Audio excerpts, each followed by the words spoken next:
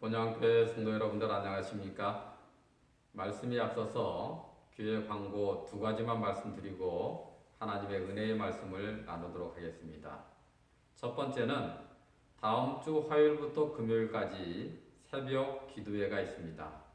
아침 5시에 카톡과 사싸움과 유튜브 방송을 통해서 우리 성도님들이 참여하실 수가 있습니다. 이제 2021년도 새해가 밝았기 때문에 우리가 정말 한 마음으로 하나님의 뜻을 이루기 위해서 새벽 기도를 통해서 우리가 마음으로 하나가 되고 또 영혼들을 수확하는 일을 시작을 하도록 하겠습니다. 두 번째는 여러분들이 기도하시면서 구독자 명단을 작성하셔서 저에게 전화나 문자로 넣어주시면 감사하겠습니다. 다시 한번 인사드립니다. 우리 서울 본향교회 성도 여러분들 주님의 은혜 안에서 새해 복 많이 받으시기를 간절히 바랍니다. 복 많이 받으시되 복을 쫓아가는 사람들이 아니라 복 있는 사람들이 되시기를 바랍니다. 즉 말씀과 기도를 통해서 여러분들의 마음의 보좌 위에 하나님께서 자정하여 계시는 복 있는 분들이 되시기를 바랍니다. 여러분들의 삶 속에 복되신 하나님께서 동행하여 주심으로 위기와 환난 중에서도 하나님의 뜻을 이루시는 형통한 삶을 살게 되시기를 바랍니다.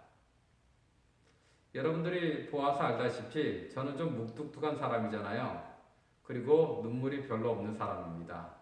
그런데 저를 위해서 울어본 적은 별로 없는 것 같습니다.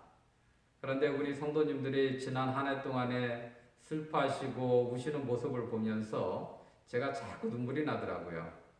올 한 해 동안에는 우리 성도님들이 눈물을 흘리신다 할지라도 기쁨의 눈물만을 흘리시고 얼굴에 먹구름이 아니라 무지갯빛 미소만이 환하게 피어나게 되시기를 소망해 봅니다.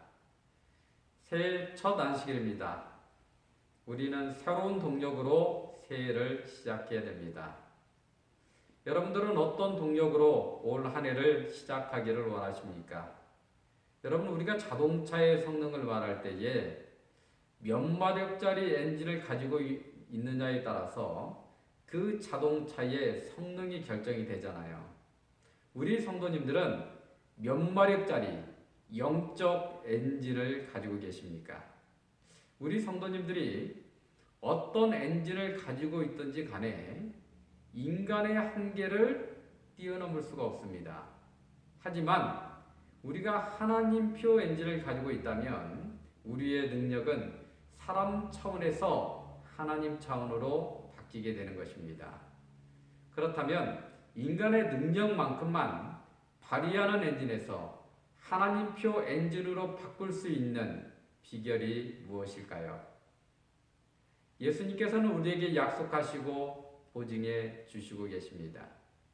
우리가 간절히 소망하는 것을 찾기 위하여 꽉 막힌 문을 열리게 하기 위하여 구하고 찾고 두드리라고 말씀하고 있습니다. 그러면 무엇을 선물로 주시겠다고요? 성령을 선물로 주시겠다고 약속하십니다. 인간의 부질없는 능력에서 하나님의 전능하시며 형통한 능력으로 바꾸어 주시마 약속하고 계시는 것입니다. 금년 한 해를 능력 있게 시작하여 형통한 복을 받기 원하신다면 하나님의 뜻을 붙잡으시고 하늘을 감동시키는 기도를 통해서 성령의 능력으로 시작하는 우리 모두가 되시기를 간절히 소망합니다. 그래서 우리의 삶이 어제가 오늘 같고 오늘이 내일 같은 지지부진한 삶이 아니라 매일 새롭고 창조적으로 변화되는 하나님으로부터 쓰임을 받으시는 능력 있는 한 해가 되시기를 주님의 이름으로 기도드립니다. 제가 인간적인 눈으로 봤을 때에 정말 제 가슴이 콱 막힌 것 같고 너무나 답답함을 느낍니다. 영적으로 지하 100m 땅 속에 묻혀 있는 것 같고 두 발에 산을 미어달고 걷는 것 같습니다. 그리고 아무것도 보이지 않는 망망대해에 떠 있는 심정입니다. 이 답답함을 이 억울함을, 이 공허함을 어떻게 해소할 수 있을까? 제가 이 돌파구를 찾기 위해서 기도하고 말씀 듣고 몸부림을 치고 있는데 저보다 훨씬 더 위급하고 억울한 상황에 처해 있는 분이 계시더라고요. 그래서 그분이 이런 위기와 도전을 멋지게 극복하시는 것을 보고 당신만이 참으로 저의 주님이십니다 라고 하는 고백과 함께 그분을 따라가기 위해서 오늘 말씀을 준비하게 되었습니다. 겟셋마네 동산에서 기도하시는 주님을 바라보면서 기도하는데 얼마나 용기가 되고 위로가 되는지 모르겠습니다. 그 감동을 이 시간에 잠깐 함께 나누도록 하겠습니다. 그래서 오늘 말씀의 제목은 예수 그리스도의 기도 세 번째 시간으로 소제목으로 기도 전쟁이라고 정해보았습니다. 오늘의 말씀의 제목은 기도 전쟁입니다. 하나님의 말씀 누가복음 22장 39절로 46절에 있는 말씀을 제가 읽어드리도록 하겠습니다. 예수께서 나가사 습관에 따라 감람산에 가시매 제자들도 따라갔더니 그 새에 이르러 그들에게 이르시되 유혹에 빠지지 않게 기도하라 하시고 그들을 떠나 돌 던질 만큼 가서 무릎을 꿇고 기도하여 이르시되 아버지여 만일 아버지의 뜻이거든 이 잔을 내게서 옮기시옵소서. 그러나 내 원대로 마시옵고 아버지의 원대로 되기를 원하나이다 하니 천사가 하늘로부터 예수께 나타나 힘을 더하더라. 예수께서 힘쓰고 애써 더욱 간절히 기도하시니 땀이 땅에 떨어지는 핏방울 같이 되더라. 기도 후에 일어나 제자들에게 가서 슬픔으로 인하여 잠든 것을 보시고 이르시되 어찌하여 자느냐 시험에 들지 않게 일어나 기도하라 하시더라. 아멘. 예수님께서 겟세마네 동산에서 기도 전쟁을 치르신 후에 아버지 하나님께서 예수님을 어디로 이끌어 주십니까? 영광스러운 길이 아니라 십자가의 길로 이끄십니다. 그리고 예수님께서는 그 길이 아버지의 뜻임을 확인하신 후에 담대하게 순종하심으로 걸어가십니다. 이렇게 아버지의 뜻을 분명하게 한 사람은 주저함이 없는 것입니다. 그 길이 십자가의 길이라 할지라도 기쁨으로 걸어갈 수가 있는 것입니다. 한 알의 미랄이 30배, 60배, 100배의 수확을 거두기 위해서는 죽어야지만이 가능합니다. 계란의 껍질을 깨뜨리지 않고서는 새로운 생명이 세상 밖으로 나올 수가 없습니다. 여인이 배가 아프지 않고서는 새 생명을 태어나게 할 수가 없는 것입니다. 이 모든 것이 고통인 듯 보이나 결과는 생명이요 기쁨이라고 하는 사실을 우리는 기억해야 될 것입니다. 정말 이 세상이 코로나로 천연재해로 우리 삶에 막대한 이 재해를 가해오지만 우리가 주님께서 걸어가신 그 사명의 길을 걷게 되면 주님께서 무덤을 깨뜨리고 부활하셨듯이 우리는 이 죄악된 세상을 깨뜨리고 주님의 은혜로 하늘 본향에 올라가게 될 것입니다. 그 복된 길, 승리의 길을 우리 성도님들도 걷게 되시기를 간절히 소망합니다. 자, 그러면 영원한 승리자 되시는 예수님께서 기도 전쟁을 어떤 방법으로 치르셨는지를 살펴보도록 하겠습니다. 첫 번째로 예수님께서는 기도하시되 습관적이고 반복적으로 기도하셨습니다. 지난 시간에 예수님께서 습관적이고 반복적으로 어디 가서 기도했다고 말씀드렸어요? 광야에 가셔서 많은 사람들의 인기를 얻고 사람들이 몰려올 때에 예수님은 광야에 가서 조용히 하나님과 아주 깊은 교제를 나눴다고 말씀드렸습니다. 예수님께서는 유월절을 지키시기 위해서 예루살렘으로 올라가셨고 예루살렘에 가실 때마다 인근에 있는 감난산에 올라가셔서 기도하셨습니다. 우리가 꼭 기억해야 될 사실은 십자가를 지시기 전날 밤에만 기도하신 것이 아니라 습관적으로 늘 기도하셨다는 것입니다. 예수님께서 예루살렘에 가실 때마다 낮에는 사람들에게 천국 복음을 가르치시고 밤에는 감람산에 가셔서 기도하신 것입니다. 예수님께서는 이 기도 전쟁을 통해서 아버지의 뜻을 확인하심으로 하늘 에너지를 충전하시고 실제 삶을 통해서 하나님의 뜻을 이루신 것입니다. 그러므로 주님의 생애에 있어서 기도가 없다면 예언의 성취도 기대할 수가 없는 것입니다. 예수님께서 아들 하나님이시지만 기도가 없다면 그리스도로서 이 땅에 오신 그분의 사명을 결코 감당할 수가 없는 것입니다. 그래서 예수님께서는 습관적으로 기도하시고 또 기도하신 것입니다. 여러분, 이 기도는 전쟁입니다. 기도를 통해서 어떤 전쟁에서 이겨야 하는 것입니까? 죄와의 전쟁에서 이겨야 하는 것입니다. 예수님께서는 죄가 없으신 분이시기 때문에 회개할 필요가 없으신 분이십니다. 하지만 죄와 싸우셔서 승리하셨습니다. 하지만 우리는 죄인이기 때문에 죄를 극복할 수 있는 유일한 방법인 우리의 죄를 온전하게 감당하신 주님의 십자가를 붙잡고 회개 기도하는 방법 외에는 결단코 없는 것입니다. 그렇다면 여러분, 우리가 회개하면 주의 보혈로 우리가 용서함을 받기 때문에 모든 것이 다 해결되는 것입니까? 아닙니다, 여러분. 회개는 죄를 용서받는 것뿐만 아니라 죄와 싸워서 이기는 능력까지 공급받는 것이 참다운 회개입니다. 우리가 회개함으로 죄 용서함을 받습니다. 그 용서함을 받은 사람이 회개 기도의 능력으로 같은 죄를 다시는 반복하지 않는 삶을 삶으로 죄를 용서받을 뿐만 아니라 죄와 싸워서 승리하는 회개의 열매를 사는 것까지가 참 회개라고 말할 수가 있는 것입니다.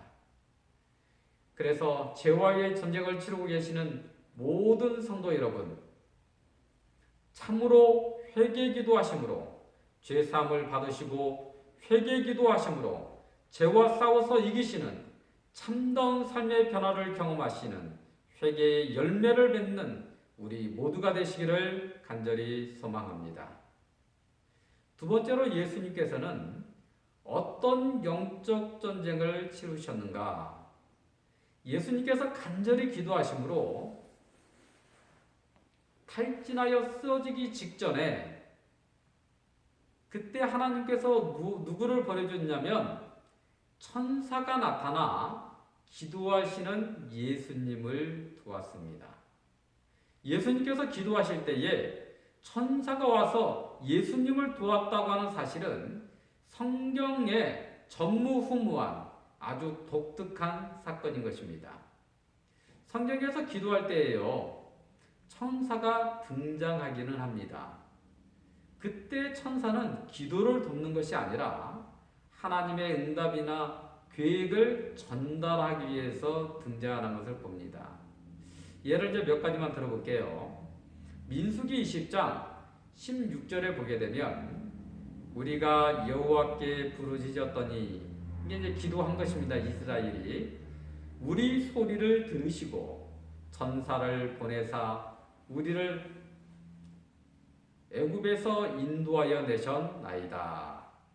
그러니까 이스라엘 백성들이 애굽에서 하나님 구해주세요 이렇게 기도하니까 하나님께서 그 소리를 들으시고 그 기도 응답으로 하나님께서 천사를 보내주셔서 그들을 애굽에서 건져 주신 것입니다.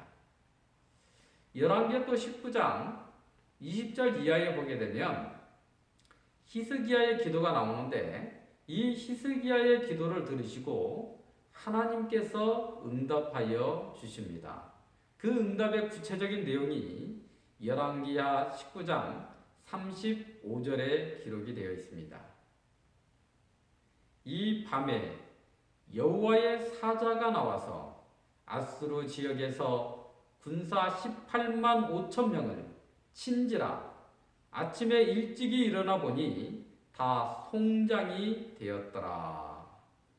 하나님께서 히스기야의 기도에 응답하셔서 천사를 보내주셔서 아수르 군사 18만 5천 명을 하룻밤 사이에 완전히 진멸시킨 사건입니다. 또 우리가 익숙하게 알고 있는 다니엘 9장에서의 다니엘의 기도입니다. 이 다니엘이 하나님 백성에 대한 기별을 받고 그 뜻을 알기 위해서 간절히 기도하게 됩니다. 그때 하나님께서 천사 가브리엘을 보내주시죠. 그래서 천사 가브리엘을 통해서 지혜와 총명을 주셔서 그 뜻을 깨닫게 해주십니다. 이렇게 성경 여러 곳에서 기도하므로 그 응답으로 구해주시고 싸워주시고 깨닫게 해주시는데, 기도를 돕는 것은 이 겟세마네 동산에서의 예수님의 기도가 유일합니다. 예수님께서 이제 이 십자가를 지셔야 되기 때문에 정말 탈진할 정도로 땀방울이 핏방울이 되기까지 간절하게 기도를 올리십니다. 그렇게 기도하실 때에 천사들이 예수님을 도우셨는데 어떻게 도우신 거예요? 시대의 소망이 보니까 이렇게 기록이 되어 있습니다. 하나님을 모시고 서 있는 힘 있는 천사가 그리스도 곁에 내려오셨다. 천사는 그리스도의 손에서 잔을 취하려고 온 것이 아니요 아버지의 사랑의 보증으로 그리스도께서 이 잔을 마시도록 격려하려고 오신 것이었다. 그리스도의 고통의 결과로 구원 얻게 될 영혼들에 대하여 말하면서 그 천사는 그리스도에게 열려있는 하늘을 가르치셨다. 여러분, 예수님께서 기도하실 때에 천사가 내려와서 도우셨는데 십자가를 피해갈 수 있도록 도우신 것이 아니라 십자가를 질 수 있도록 격려하시기 위해서 오셨다라고 하는 것이에요.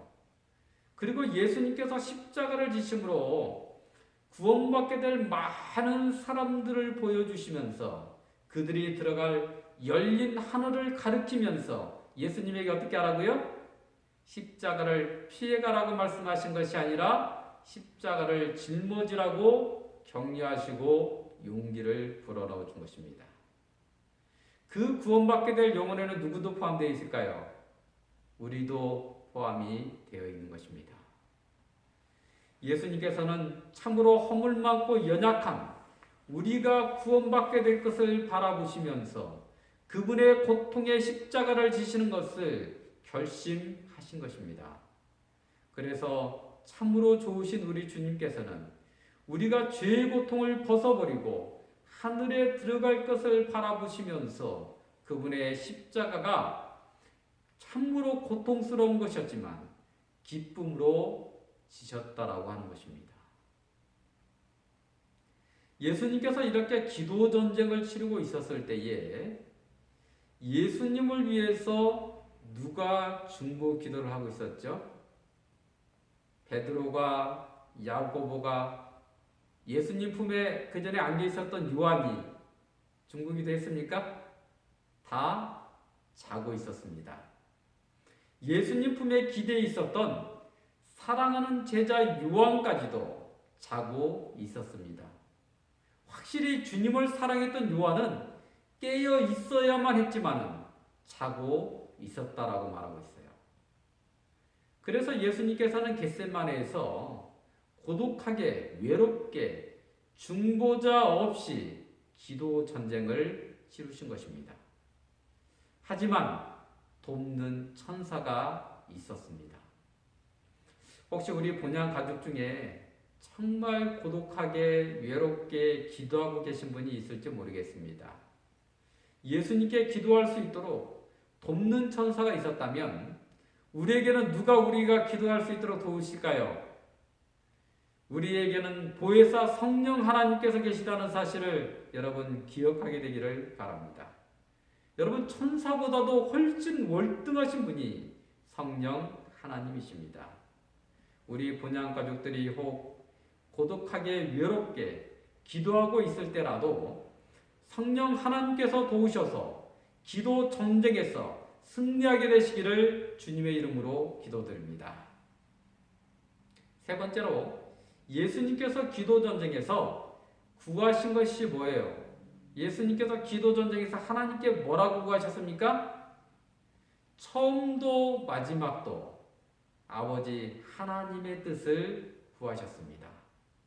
예수님께서는 십자가의 저주의 잔이 지나가기를 원하셨지만 처음부터 끝까지 아버지의 뜻이 이루어지기를 구했습니다.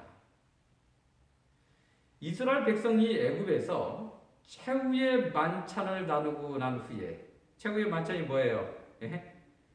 6월절 어린 양의 고기를 먹고, 그죠? 무교병을 먹고 쓴나물을 먹고, 그죠? 그 다음에 출애굽했습니다. 예수님께서 제자들과 최후의 만찬을 나누고 난 후에 십자가에서 돌아가심으로 이를 믿는 인류의 모든 사람들은 죄로부터 탈출하여 자유함을 얻게 되었습니다. 예수님께서 제자들과 나누신 6월절 만찬에서 제자들에게 예수님께서 잔을 주시면서 뭐라고 말씀하셨죠? 여러분 혹시 기억이 나십니까? 이것은 죄의 용서를 위해 예수님께서 흘리는 새 축복이라고 선포하시면서 잔을 주셨습니다. 즉 제자들이 받은 잔은 죄 사함을 받는 축복의 잔이었습니다. 그러면 예수님께서 받으신 잔은 어떤 잔이었을까요? 새 생명의 잔을 주시기 위해서 정작 예수님 자신은 저주와 진노의 잔을 받으신 것입니다. 아버지 하나님의 뜻은 뭐였어요? 우리에게 새 생명의 잔을 주시기 위해서 그 귀한 독생자 아버지 하나님의 유일한 아들께서 저주와 진노의 잔을 받으실 것을 하나님께서는 원하신 것입니다. 우리가 당하는 모든 고통과 아픔, 이미 주님께서 십자가에서 다 지셨다는 사실을 여러분 믿게 되시기를 간절히 바랍니다. 그렇다면 여러분, 우리가 져야 되는 십자가는 무엇입니까? 우리 주님께서 그러했듯이 영혼들의 구원을 위해서 우리 고난의 십자가를 기꺼이 지는 것이 아니겠습니까, 여러분? 우리 본향 가족들은 하나님의 뜻을 이루기를 원하십니까? 아니면 자신의 뜻을 이루기를 원하십니까? 여러분, 그 길이 고난의 십자가의 길이 된다 할지라도 하나님의 뜻을 이루시는 기도 전쟁에서 승리하시는 주님의 참 제자들이 되시기를 바랍니다. 네 번째로 예수님께서는 기도 전쟁을 어떤 모습으로 치르셨죠? 예수님께서 겟세마네 동산에서 기도하는 그 모습을 한번 상상해 보시기를 바랍니다. 그런데 이 말씀을 통해서 상상해 보면 어떤 모습이 나오는 거예요? 정말 예수님께서는 그 기도 전쟁을 피 흘리시는 영적 전쟁으로 치르신 거예요. 누가복음 22장 44절에 보게 되면 예수께서 힘쓰고 애써 더욱 간절히 기도하시니 땀이 땅에 떨어지는 빗방울같이 되더라. 여기서 이 힘쓰고 애쓰셨다고 하는데 이 말씀으로만 보면 예수님께서 기도 전쟁을 얼마나 치열하게 하고 계신 것을 알기에는 조금 부족함이 있어요. 그런데 이 애쓰다, 이것의 헬라어는요, 아고니아라고 하는 단어를 사용하고 있는데 신약 성경에 딱 한 번 이곳에 등장하고 있습니다. 그런데 이제 이 비슷한 이 어원을 가지고 있는 단어들을 분석해 보면 온 힘을 다하여 싸우다 이런 의미를 가지고 있습니다. 아고니아가 어떤 뜻을 갖고 있다고요? 온 힘을 다하여 싸우다. 예수님께서는 겟셋마네에서 기도하실 때에 온 힘을 다하여 싸우신 것입니다. 예수님께서는 기도하시되 온 힘을 다하여 싸우셨다는 사실을 우리가 꼭 기억해야 될 것입니다. 어느 정도로 치열하게 그렇게 하신 것입니까? 땀방울이 핏방울이 되기까지. 예수님께서는 기도 전쟁을 치르시되 피 흘려가면서 기도 전쟁을 하신 것입니다. 영적 전쟁에서의 성패는 기도 전쟁의 성패에 달려 있는 것입니다. 예수님 제자들 모두가 예수님을 버리지 않겠다고 호언 장담을 했습니다. 모두가 그랬어요. 모두가. 특별히 베드로는 뭐라고 그랬어요? 다 주를 버릴지라도 나는 결코 버리지 않겠다고 큰 소리 쳤습니다. 여러분들이 생각해 그 제자들의 마음이 진심이었을 것 같아요? 그냥 한번 해본 소리 같아요? 저는 진심이었다라고 생각을 합니다. 하지만 그들이 진심된 그런 마음을 갖고 있었지만 그들이 기도 전쟁에서 잠을 지게 되었을 때에 현실에서 어떻게 된 거예요? 자신들의 호언 장담과는 달리 주님을 버리고 다 도망가게 된 것이에요. 예수님의 제자들이 용기가 없었습니까, 여러분? 아닙니다. 여러분 한번 베드로를 보십시오. 예수님을 붙잡으러 온 대제사장의 종에게를 어떻게 했어요? 칼로 딱 쳐서 잘라버릴 만큼 아주 용기 충만했습니다. 그런데 왜 도망가게 되었고 닭이 3번 울기 전에 예수님을 부인하고 저주까지 하게 된 것입니까, 여러분? 그것은 바로 기도 전쟁에서 패했기 때문에 현실에서도 패할 수밖에 없었던 것입니다. 기도 전쟁에서 패한다는 것은 뭐냐면 현실에서는 하늘의 능력을 힘입을 수 없기 때문에 인간의 능력만을 힘입을 수밖에 없기 때문에 피할 수밖에 없다라고 하는 것입니다. 여러분, 영적 전쟁에서 승리하시기를 원하십니까? 모세와 아론과 훌과 같이 전쟁터에서 기도의 손을 결코 내려놓지 마시기를 바랍니다. 여러분, 정말 하나님의 뜻을 이루기를 원하십니까? 기도를 전쟁으로 하시고 전투적으로 기도하게 되시기를 바랍니다. 여러분, 정말 주님의 상품으로 열매 맺기를 원하십니까? 기도 전쟁에서 승리할 때만이 가능한 것입니다. 그러므로 우리 본향 모든 가족들이 기도 전쟁에서 꼭 승리하게 되시기를 간절히 소망합니다. 주님께서 겟셋마네 동산의 기도 전쟁에서 승리하셨기 때문에 십자가의 영적 전투에서도 최후의 승리를 거둘 수가 있었던 것입니다. 그렇다면 많은 분들이 이렇게 말할지도 모릅니다. 실제 많은 분들이 저에게 이렇게 말한 적도 있어요.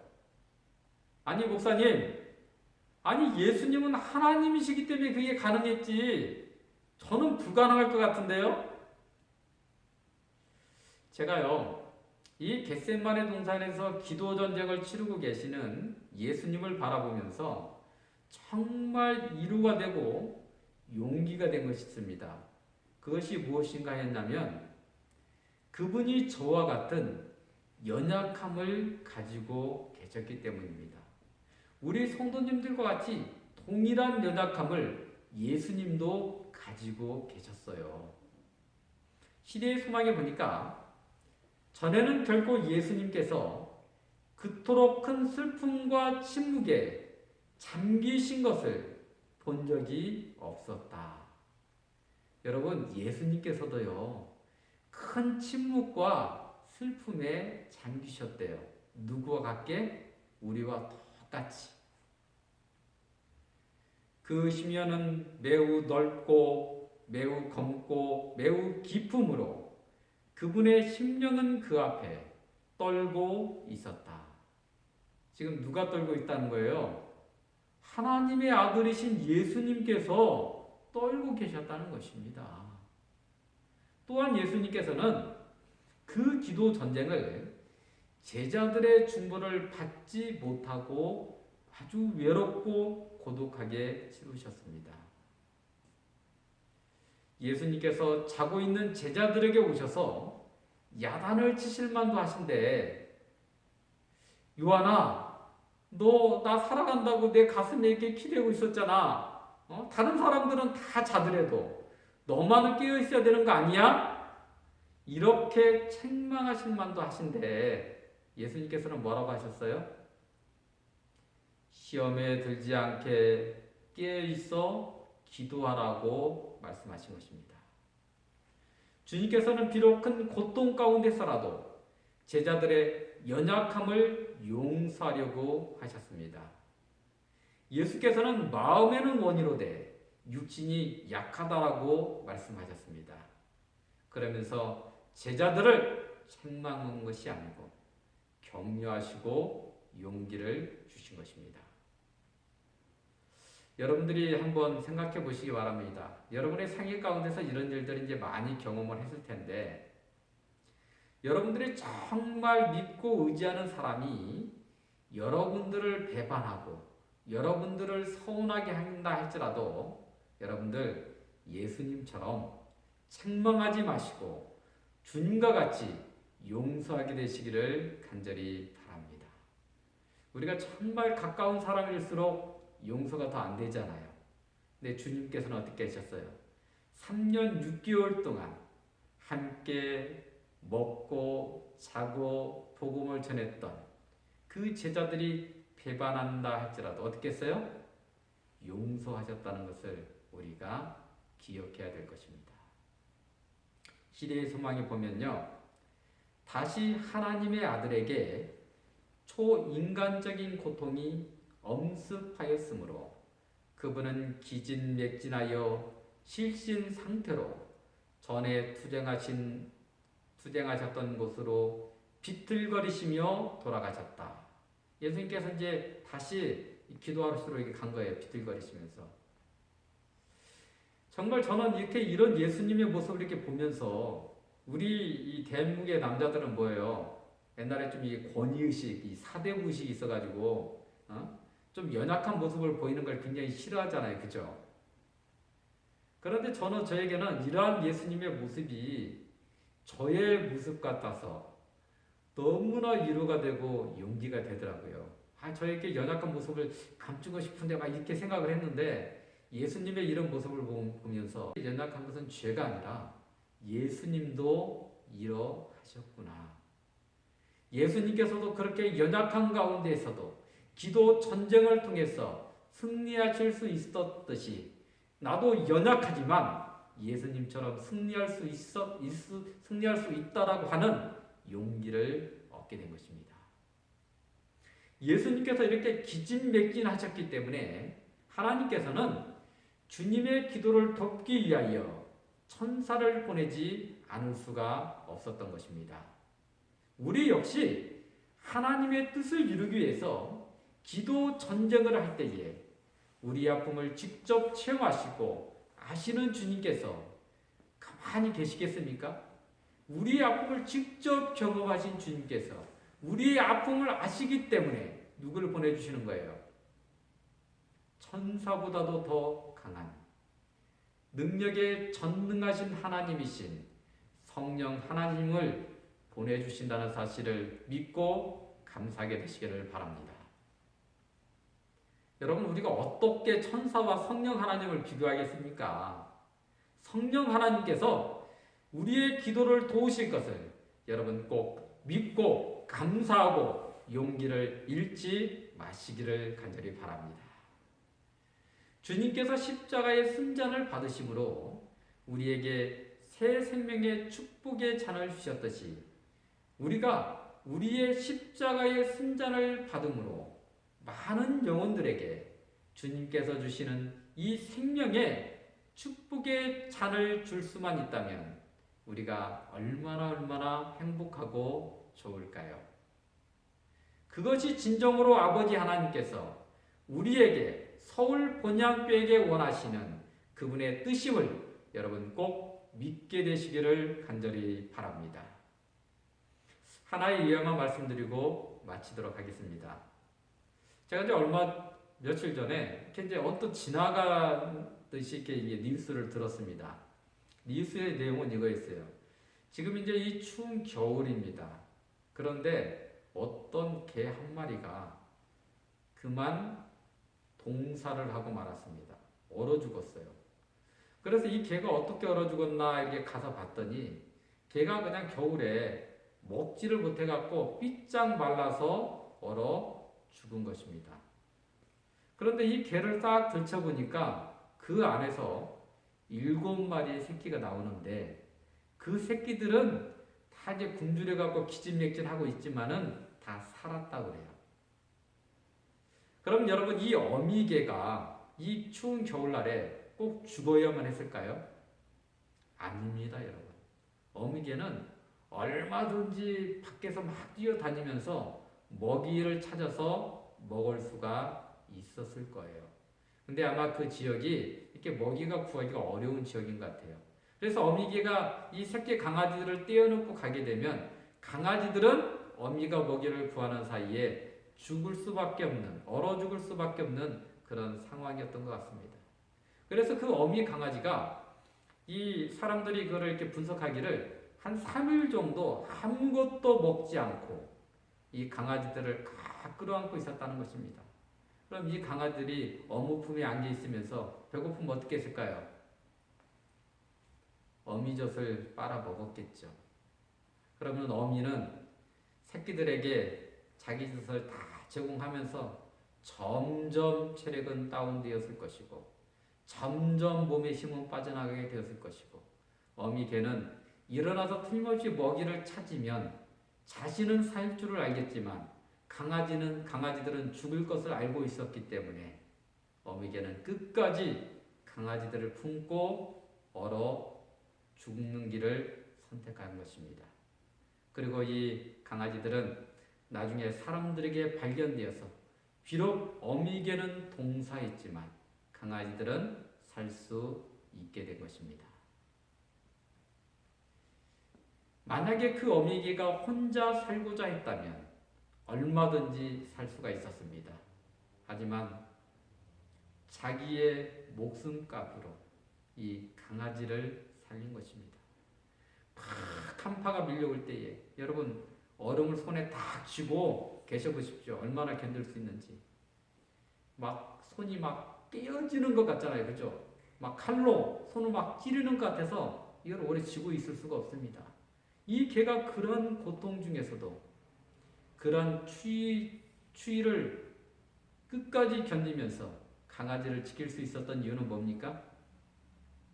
본인이 죽음으로 강아지들이 살 수 있다라고 하는 그런 사실을 믿었기 때문에 그런 거예요. 우리는 주님의 목숨값으로 영생의 축복을 약속받았습니다. 우리가 주님을 닮은 열매를 맺기만 하면 그 축복의 약속은 성취가 되어 우리는 하늘 본향에 들어가게 될 것입니다. 우리는 그렇게 하기 위하여 주님께서 치르신 기도 전쟁을 우리도 치루어야 되는 것입니다. 이 세상은 마지막 때가 되어서 사랑이 점점 식어가는 것 같아요. 세상의 한파가 교회까지 밀려드는 것 같습니다. 이 믿음의 백성이라 할지라도 그 여자의 남은 무리라 할지라도 이 사랑이 식어가는 이 겨울의 한파는 점점 강력하게 밀려오는 것 같습니다. 이것을 우리가 극복하기에는 뭐를 해야 된다고요? 기도 전쟁을 통해서 이기는 방법 외에는 없는 것입니다.